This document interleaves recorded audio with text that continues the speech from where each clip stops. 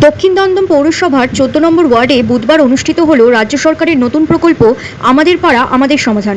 দক্ষিণ দমদম পৌরসভার ১৪ নম্বর ওয়ার্ডের কাউন্সিলর সুকান্ত সেন শর্মার উদ্যোগে পাড়ায় পাড়ায় মানুষের সমস্যা সমাধানের জন্য এই ক্যাম্প উদ্বোধন করলেন দমদমের বিধায়ক তথা রাজ্যের শিক্ষামন্ত্রী ব্রাত্য বসু। বর্তমান সময়ে কাগজপত্র সংক্রান্ত জটিলতা থেকে শুরু করে নিত্যদিনের নানা সমস্যায় জর্জরিত সাধারণ মানুষের পাশে দাঁড়াতে নতুন উদ্যোগ নিল রাজ্য সরকার। এর আগে দুয়ারে সরকার প্রকল্পের মাধ্যমে মানুষের দোরগোড়ায় পৌঁছে গিয়েছিল সরকারি পরিষেবা। এবার সেই ধারাবাহিকতায় চালু হলো নতুন প্রকল্প আমাদের পাড়া আমাদের সমাধান, যার মূল লক্ষ্য স্থানীয় ক্যাম্পের মাধ্যমে মানুষের দৈনন্দিন সমস্যা দ্রুত সমাধান করা। বুধবার দক্ষিণ দমদম পৌরসভার ১৪ নম্বর ওয়ার্ডে অনুষ্ঠিত হল এই বিশেষ ক্যাম্প। রাজ্যের উচ্চশিক্ষা মন্ত্রী ব্রাত্য বসুর উপস্থিতিতে উদ্বোধন হয় অনুষ্ঠানের। সঙ্গে ছিলেন স্থানীয় কাউন্সিলর সুকান্ত সেন শর্মা।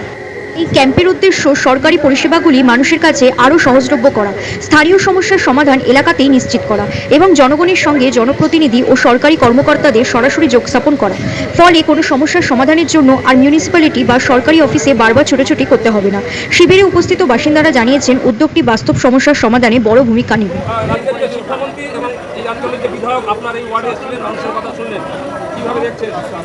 আমার খুব ভালো লেগেছে যে আমাদের প্রিয় বিধায়ক রাজ্য শিক্ষামন্ত্রী অধ্যাপক ব্রাত্য বসু আজকের আমাদের পাড়া আমাদের সমাধানের যে শিবির ১৪ নম্বর ওয়ার্ডে হচ্ছে, সেই শিবিরে উনি পর্যবেক্ষণে এসেছিলেন।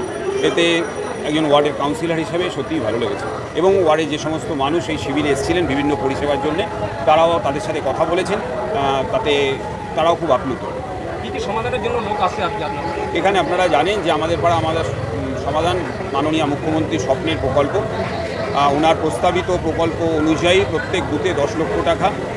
মানুষই ঠিক করবে কোন প্রবলেমটা মানুষ সলভ করতে চায়। সরাসরি তারা মুখ্যমন্ত্রীর প্রেরিত যারা আধিকারিক আছে তাদের সাথে কথা বলেছেন। সেই ব্যাপারে আমাদের ওয়ার্ড থেকে দু একটা জমা পড়েছে ঠিকই, কিন্তু ম্যাক্সিমাম যেটা আমরা দেখলাম যে দুয়ারে সরকার সংক্রান্ত যে শিবির, সেখানে যে কাজ মানুষের এখনও পেন্ডিং আছে, বিধবা ভাতা, বার্ধক্য ভাতা বা লক্ষ্মী ভাণ্ডার, সেই সমস্ত কাজেই মানুষের ভিড়টা বেশি চোখে পড়েছে। আনুমানিক কতজন এখানে এসেছে নিজের সমস্যা নিয়ে?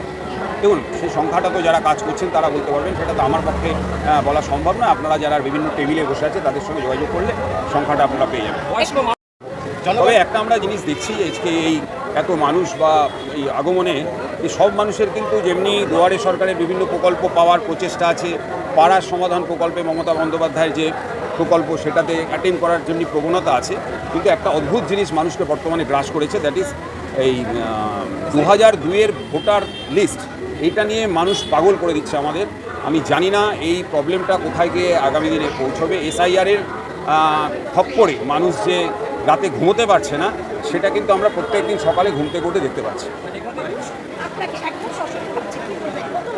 না, এটা তো আমাদের দলের তরফ থেকে মাননীয় মুখ্যমন্ত্রী মমতা বন্দ্যোপাধ্যায়, আমাদের দলনেত্রী, তাঁর খুব স্পষ্ট নির্দেশ ছিল যে আমরা এই আমাদের পাড়া আমাদের সমাধানে অল্প দিন হলেও যেন আমরা সেখানে গিয়ে দাঁড়াই, মানুষের কী কমপ্লেন করছেন বা কী সমাধান চাইছেন সেখানে যেন আমরা সরাসরি আমাদের একটা প্রত্যক্ষ অংশগ্রহণ থাকে।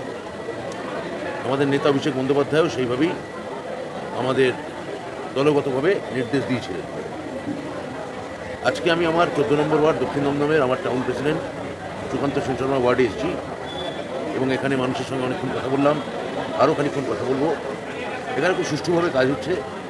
বেশ কিছু ক্যাটেগরিতে পুকুর পরিষ্কার থেকে শুরু করে বার্ধক্য ভাতা, লক্ষ্মীর ভাণ্ডার থেকে শুরু করে নিকাশি, এরকম বেশ কিছু সমাধানের জন্যে এই ওয়ার্ডের স্থানীয় বাসিন্দারা, অনেক বয়স্ক মানুষ এসেছেন, তাদের সঙ্গে আমার সরাসরি কথা হলো এবং আমার মনে হচ্ছে তারা যথেষ্ট পরিষেবা পেয়ে এবং মমতা বন্দ্যোপাধ্যায়ের প্রতি তাদের আস্থা এই পরিষেবার ফলে আরও স্পষ্ট, আরও দৃঢ় হচ্ছে।